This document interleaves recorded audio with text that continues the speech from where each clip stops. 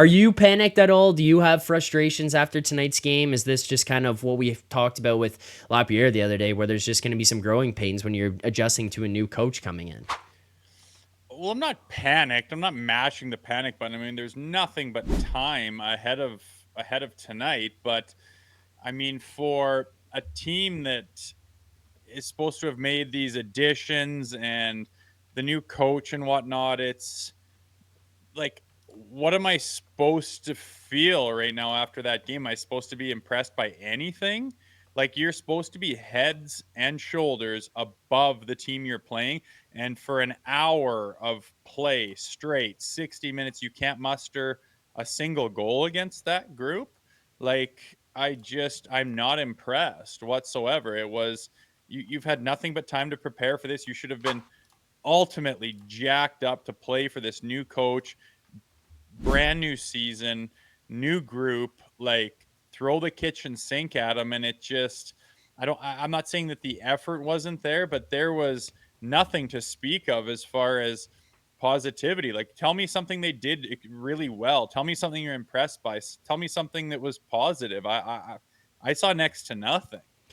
No, I agree with you. I don't really think that there was that much either that I'm looking at from tonight's game. Like, oh wow, that was really great. I guess you go 4 for 5 on the penalty kill, but like the only goal that's scored by the Habs was on their power play, right? Like it's like okay, yeah, there's little things we can pick. Stolarz looked really good. Like you want a Gonna say, positive, Stolarz looked really good. aside from Stoli, I didn't see anything. Stoli was making like those early on too. I mean, the first half of the game was all Habs. He was kicking everything out. I remember those big long legs. He's quick and he's reactionary and Mm-hmm. he's in the positions. He was making those big saves where the puck finds its way onto a loose puck onto a guy's stick and it's kind of on the other side and Stoli adjusting, boom, quick off the pad and Mm-hmm. he's looked pretty fast, looked pretty quick, looked pretty confident. I mean, I tweeted that without Stoli, it's 3-4 nothing game. Yeah. Halfway, 3/4 of the way through that game, and the Maple Leafs, like, there's more to the game than the little number under the score there. I know they had lots of shots, and Montebeau looked good, and everyone's just going bananas about him. I didn't think he made any game saving, stops. I didn't think he had to like do anything insane where it was like that was a guaranteed goal unless you did that phenomenal, acrobatic save. I thought they were, for the most part, fairly standard routine saves, and the Toronto Maple Leafs didn't muster anything strong. Like, there was no odd man opportunities. They weren't outmanning them. They weren't penetrating them offensively. No. All those shots were kind of single man hopers from odd angles that, yeah, the goalie was there, but it wasn't this phenomenal, outing where the Leafs just got goalied completely. Yeah, they hit a post and maybe clipped a couple crossbars, but I didn't think the scoring chances were there at all. I didn't think the chemistry was there. I thought anything that you did see was just an individual kind of effort. And, yeah, there's going to be some growing pains with this new coach, but I mean, just falling back on what you'd think you could muster a goal against the Montreal Canadiens on opening night where you've had months to prepare and no reason to be anything but completely jacked up for this game. And Yeah. they started well. It's just like, I just thought they had enough firepower and enough ability to get themselves in that game and to be shut out for the first time in 230 games on opening night against the Habs. Austin Matthews' first game as captain, Craig Bruba's first game at the helm. That's Leafy as it gets. Yeah, I know. That's the way to put it. Not only that too, but like the news we have this morning, right? Wall. Oh no! All of a sudden, Hildeby's traveling with the team. What's going on there? Okay, Wall's not going to play in the game. Like this is game one. Guy's injured. 7 days. IR. Can't play. It's just like, yeah, well, we couldn't have opened this season up with a more leafy way. And also, it's like we're kind of building to this point where it was like we have all these things in place before under the old regime, the old GM, the old coach of, oh, wow, we're just going to run and score offense and ram it down people's throats. And then it's like, okay, Berube comes over and people are fired up because we're going to play the right way now. We're going to play, which I do still think that this will trend in the right direction. But game one, right off the bat, no goals, 227 games, first time since November 20th, 2021. It's like, really, man, like this is how you have to open the season against the Habs too, of all teams. I We just made them look good, and I mean, hats off to them to a degree. For playing a relatively strong 60-minute game, scoring once on their power play opportunity. I just When you watch the Leafs play, they just don't play together. There is no chemistry. Like one guy is out there trying to do something and the other guy's kind of watching, and you see it sometimes, like the puck will pop to a guy and he's like, holy shit. And it's like, whoa, and like they're not together. They're not working together. They don't see each other. They don't feel each other. It's one guy giving this effort trying to do something. Maybe he gets a shot off or mucks it in out of the corner and gains possession. And those are all positive things, but it doesn't look like anything is happening as a unit out there, like as a line of three or as a unit of five or as a team, wave after wave. It's not happening together. There's some individual efforts, which is fine, and maybe these guys have relied too much in the past on just, hey, we have a whole bunch of really good players, and if they all, at some point in time get a group of them playing good on one day, that they can win a game because individually they can come together.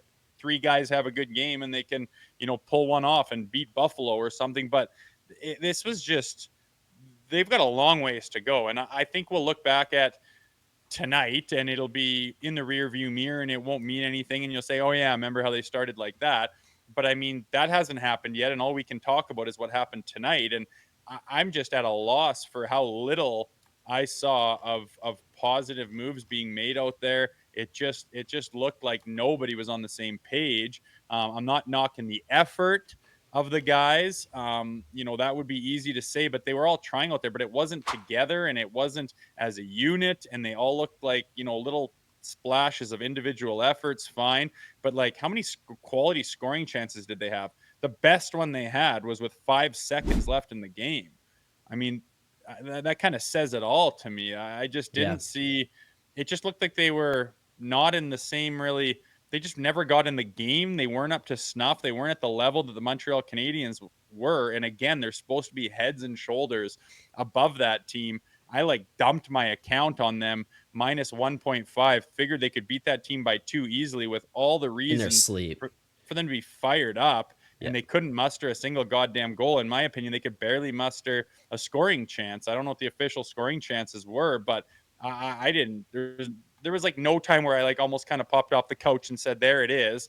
It was just like a whole bunch of nothingness. And yeah, their goalie played good, but I mean, they got a lot of work to do to come together and be able to find a system that they can play where they all understand where each other are and they can build off of it and find that chemistry. They were miles away from that tonight. I'm kind of shocked, to be honest. I'm not burning it down or calling for anyone's head or anything crazy like that. It's one game, but it was a pretty big game and there was a lot of anticipation beforehand, and you would think that they have enough on their plate as early as it is to come out with a better performance than that. And I just saw next to nothing out there, which was truly disappointing.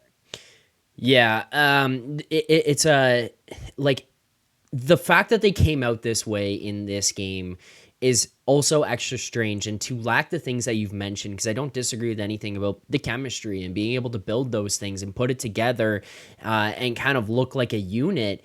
It's extra strange because this feels like the least turnover in the roster that we've had in a long time. How many years do we go in and a full bottom six? The top line left wingers are all changed through. Maybe you're having different line mates and different D pairings and everything like that.